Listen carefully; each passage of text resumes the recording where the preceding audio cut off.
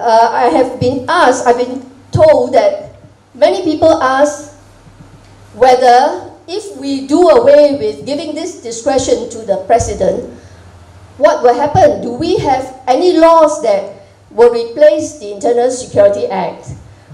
My answer is very simple. Why do we want to give the president this immense power over us? We have our judicial system. We should trust our judicial system. We should trust our judges. And if the government has anything against anybody, then he should be charged in open court and then be punished. By the fact that the ministers make the decision and then tell the president that so-and-so must be detained, then how do you think that our individual health will be? You know, a person can be detained for so long. Therefore, it is very simple that for me, the choice is I will not give the president or the cabinet of ministers this immense power to rule over us. The rest of the Internal Security Act are basically haphazard reproduction of various laws already found in our large collection of laws.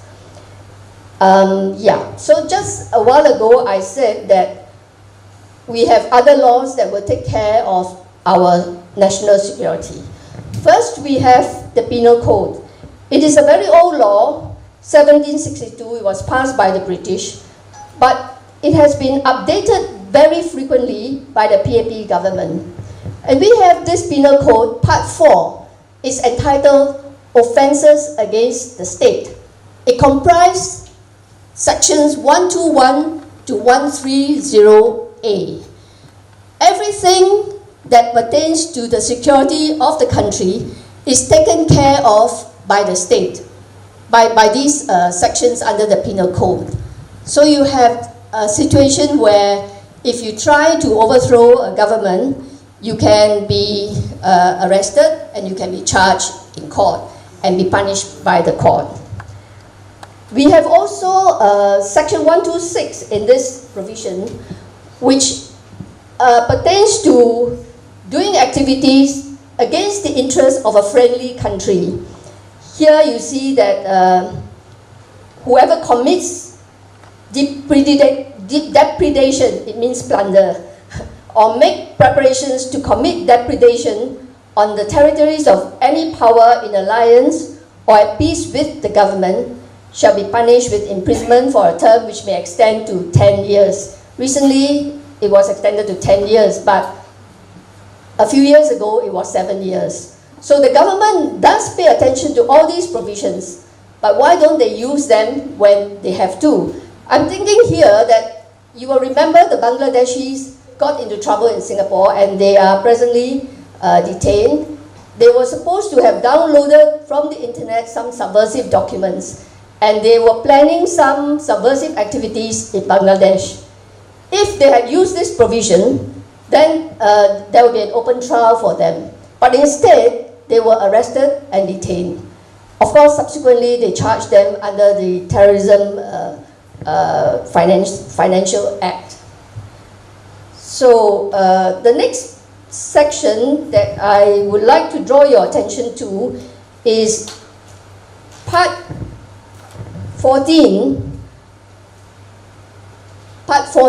of the Penal Code, which are offences which contain sections on offences affecting the public tranquility, public health, etc. And section 267 is very interesting. It says that whoever makes, prints, possesses, posts, distributes, or has under his control any document containing any incitement to violence or counseling disobedience to the law or to any lawful order to the public servant or likely to lead to any breach of peace shall be punished with imprisonment, etc.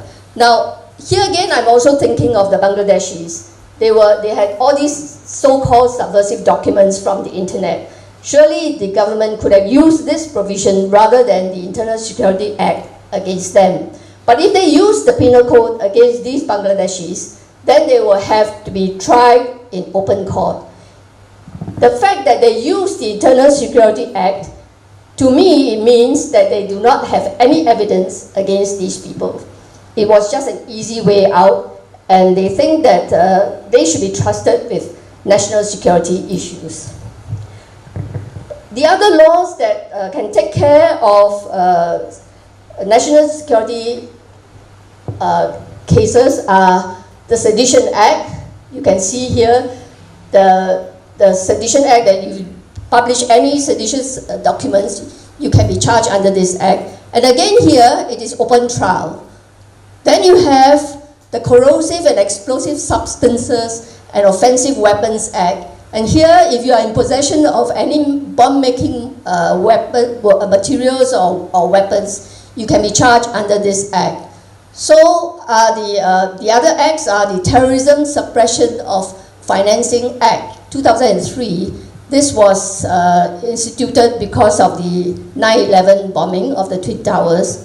And then you have the Terrorism Suppression of Bombings Act in 2008. This also relates to the 9/11 incident. Now, throughout the years of the internal security of the history of the Internal Security Act is a rather tragic one for us in Singapore, because over the years, it started with the British introducing this act soon after the war in 1948. And it is called the Emergency Regulations. Under these emergency regulations, many people were arrested. But I'm showing you just 3 examples of the people arrested. And these are: 1, James Joseph Pudducherry. He was an economist at that time, and he was a founding member of the PAP. Then you have C.V. Devan Nair, who later became the President of Singapore. And then John Eber, a Cambridge-educated lawyer and counsel in war crimes, founding member of the Malayan Democratic Union, and he started the first cooperative stores in Singapore. After we had partial independence in 1955 when David Marshall became the chief minister, and so he introduced the Preservation of Public Security Ordinance, or the PPSO. He was, I think, compelled to introduce this because of the Hockley bus riots. The situation went a little bit out of control, and he was compelled to introduce this this ordinance. But he was careful enough to insert in this ordinance the appeal tribunal, which is a body comprised of 3 judges who can order the release of prisoners. Unlike the emergency regulations, you have the advisory committee who has only power to advise, but no power to order release. Again, under the PPSO, we have 3 famous people who were arrested: Chin Siong, Devan Nair, and again James Joseph Pudducherry. Then, in 1963, February, you will remember, Operation Cold Store, where several hundred people of the opposition parties were arrested, especially the Barisan Socialists. Almost the entire CEC was wiped out. And in that operation, you have Lim Chin Siong, again James Joseph Pudducherry, Dr. Lim Hock Siew, who was a medical doctor and Barisan Socialist CEC member, Dr. Po Sukai, Said Zahari, and James Foo, the father of our minister Grace Foo. And then came 1963, when we joined Malaya as well as our eastern neighbors to form Malaysia. And soon after Malaysia, Operation Pecah was effected. This was just 2 weeks after the September 1963 general election. 13 Barisan Socialist MPs were elected. But even before they took their seats in Parliament, 3 of them were arrested. And these three were Li Ti Tong, S.T. Bani, and Lu Miao Gong. Then two candidates who stood for election were also arrested. And these were Tan Jin Kui. He lost to Rajaratnam by 200 votes. And Wee Tun Lip, also a Barisan candidate. Then in 1977, we have arrest of many left-wing English-educated people, and they were, again, Tan Jin Kui, Dr. An Sui Chai, who is a medical doctor, who is internationally well known for her work in Middle East. And you have G. Raman, a lawyer, Peter Kwok, an economist, Mok Kwang Yu, a biologist and computer engineer, and of course the famous Ho Kwang Ping, who was then a journalist in the Far Eastern Economic Review. Now, throughout the period from the 1950s to 1977, there were arrests. Every year there were arrests.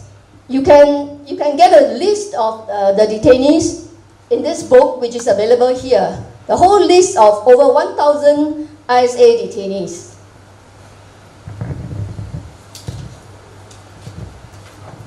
Then you come to 1987. But in between 1977 and 1987, there were also arrests.